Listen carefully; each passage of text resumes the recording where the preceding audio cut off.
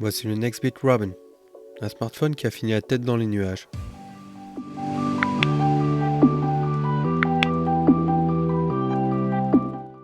Parlons un peu historique d'abord. La boîte Nextbit est fondée en 2012 par trois gars, Scott Croyle, donc un ancien designer de chez HTC qui a participé au design du M7 et M8, Tom Moss, un ancien de chez Google, et Mike Chan, un ancien ingénieur de chez Google. Après des partenariats au Japon et en Inde, ils décident de développer leur propre téléphone en y implémentant leur technologie donc de stockage en ligne. Et ce téléphone, c'est le Nextbit Robin, qui est développé sur fin 2014, toute l'année 2015, avec une campagne Kickstarter et une production en 2016. Et franchement, pour développer un téléphone et le produire aussi rapidement, c'est réalisé en un temps record. Le téléphone est proposé en deux coloris, Mint ou Midnight. Moi je dispose du modèle Midnight. Et à l'époque en Kickstarter il était à 349$ et ensuite distribué à 400€. L'idée était bonne puisque en théorie le téléphone proposait un stockage illimité sur le cloud. Sauf qu'en réalité ce stockage il était limité à 100Go, c'était lent, il fallait attendre, ça marchait pas toujours, ça buguait souvent. J'ai moi-même eu des soucis de contact, de synchronisation de contact qui ne marchaient pas et d'ailleurs ça n'a jamais marché. Avec tous ces soucis matériels et logiciels, la boîte est à la limite de couler, mais elle est rachetée en janvier 2017 par la marque Razer, donc la marque d'accessoires informatiques américaine, qui va profiter du savoir-faire de Nextbit pour sortir leur premier téléphone un peu plus tard, le Razer Phone. Bon allez, maintenant on passe au déballage. Ce que j'adore avec la boîte de ce téléphone, c'est qu'elle est toute à la verticale, c'est super original, c'est du jamais vu. On a vraiment la thématique cloud avec un motif de nuage sur l'emballage de la boîte et ça pousse l'esprit du téléphone et sa vocation jusqu'à son paroxysme et je trouve ça vraiment bien fait. C'est agréable à déballer. Il y a un esprit très minimaliste, comme ce qu'on retrouve dans les emballages des Pixels. Déjà en première page, on retrouve une phrase qui dit "I Rebel meet Robin", donc ça démontre un peu que c'est un téléphone pour les rebelles, pour les geeks. La marque Nextbit était très proche de l'équipe Cyanogen et on pouvait même installer Cyanogen sans perdre la garantie du téléphone. C'est pour vous dire, c'est un peu du jamais vu. On a deux pages ensuite qui résument et qui explique pas à pas comment utiliser le système de synchronisation, comment mettre sa carte SIM. Et je sais pas si vous avez remarqué, mais on n'a pas de chargeur. Ils étaient déjà en avance sur leur temps. Blague à part, le câble fourni USB vers type C est de super qualité. Il est dans la thématique du téléphone avec cette couleur turquoise claire. Il est ni trop souple ni trop rigide. Il est très résistant. J'aime beaucoup. On passe maintenant au petit éjecteur de carte SIM qui est aussi personnalisé, il est en forme de nuage, donc on reste dans cette thématique de cloud, de stockage dans le cloud. C'est une petite touche personnalisée, un petit détail qui est travaillé et je trouve ça très bien fait. Ici, même l'emballage du téléphone pour le protéger a été travaillé puisqu'on a en haut marqué c'est un haut-parleur évidemment, donc petite touche d'humour, et en bas c'est un haut-parleur et non le bouton d'accueil. Donc c'est malin, c'est bien pensé, c'est esthétique, c'est sympa, j'aime beaucoup. Et maintenant on peut entrevoir le Next Now, donc la suite c'est maintenant, toujours aux couleurs du téléphone dans sa coloris mint. Donc il y a toujours cet accent de couleur qui est prévu, c'est bien fait, avec des liens renvoyant vers leur site, vers leur communauté, et ce nuage imprimé sur tout le fond de la boîte.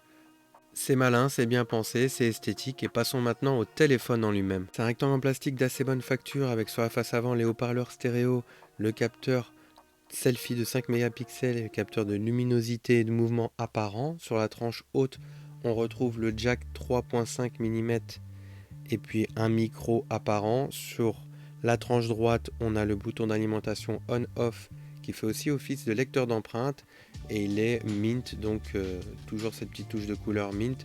Il fonctionne assez bien, un peu capricieux parce qu'on a les mains moites ou humides, et toujours sur cette tranche on a le compartiment pour la carte SIM.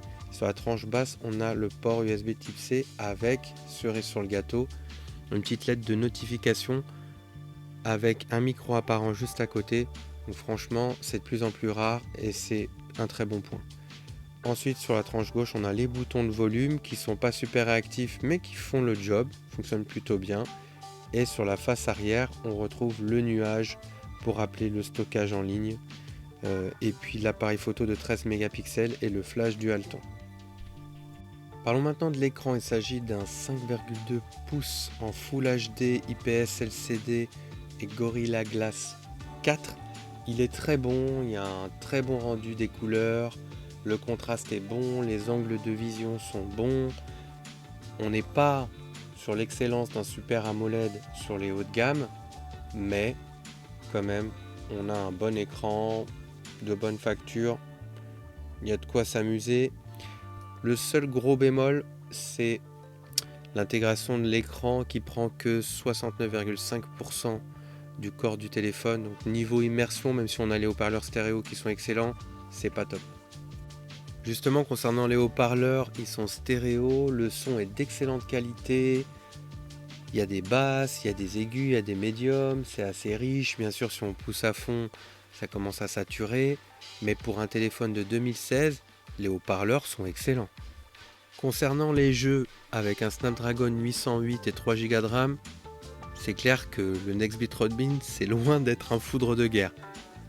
Mais vous pourrez jouer à des petits jeux avec des petits lags de temps à autre, rien de bien méchant, ça gâche pas trop l'expérience, c'est fonctionnel et on peut même jouer à des jeux récents, pas trop gourmands, avec cette configuration là.